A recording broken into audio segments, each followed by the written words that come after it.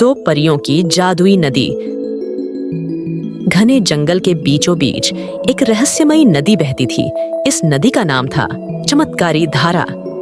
यह नदी आम नदियों जैसी नहीं थी। कहते थे कि अगर कोई सच्चे दिल से इच्छा मांगे तो नदी उसे पूरा कर देती थी। लेकिन उसके आसपास एक शर्त भी थी।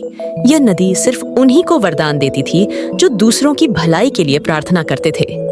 एक दिन दो परियां उस नदी के बारे में सुनकर वहां पहुंची। चमेली की आंखों में चमक थी। वह सोच रही थी, अगर मुझे इस नदी से वरदान मिल जाए तो मैं अपनी शक्तियों को और बढ़ा लूंगी और सबसे शक्तिशाली परी बन जाऊंगी।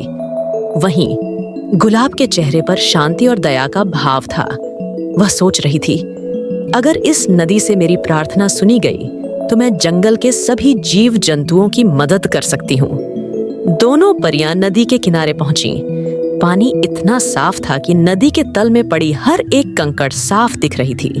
लेकिन वहां पहुंचते ही दोनों को एक जादुई आवाज सुनाई दी। यहां तक पहुंचना आसान नहीं था। आवाज गूंजी, लेकिन याद रखना, तुम्हारी इच्छाएं तुम्हारे दिल की सच्चाई को प्रकट करेंगी। सोच समझकर प्रार्थना करना। चमेली झटपट आगे बढ़ी।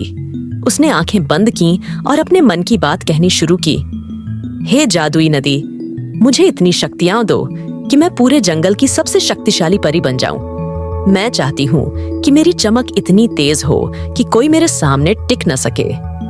नदी कुछ देर शांत रही। फिर उसने चमेली से पूछा, क्या तुम्हारी यह इच्छा दूसरों की भलाई के लिए है? चमेली झिझकी। उसे लगा उसकी प्रार्थना को स्वीकार कर लिया जाएगा। उसने जल्दी से जवाब दिया, हाँ, अगर मैं शक्तिशाली हो जाऊंगी तो दूसरों को भी प्रेरणा मिलेगी। नदी ने कोई जवाब नहीं दिया। पानी अचानक ठंडा और गहरा हो गया। चमेली परेशान होकर किनारे लौट आई। अब गुलाब की बारी थी। वह धीरे धीरे आगे बढ़ी। उसने नदी को ध्यान से देखा और बोली, हे जादुई नदी, मेरे जंगल के सभी जीव जंतु सुखी और सुरक्षित रहें। अगर मेरे पास इतनी शक्ति हो कि मैं उनकी समस्याओं को हल कर सकूं, तो मुझे वह शक्ति प्रदान करें। नदी की लहरें हल्की सी चमकी। उसकी आवाज फिर गूंजी, तुम्हारी इच्छा दूसरों की भलाई के लिए है। यह सच्चाई और निस्वार्थता से भरी है। तुम्हें वह शक्ति मिलेगी, लेकिन इसे सहेज कर रखना और दूसरों की मदद करना न भूलना। गुलाब ने सिर झुकाकर नदी का धन्यवाद दिया।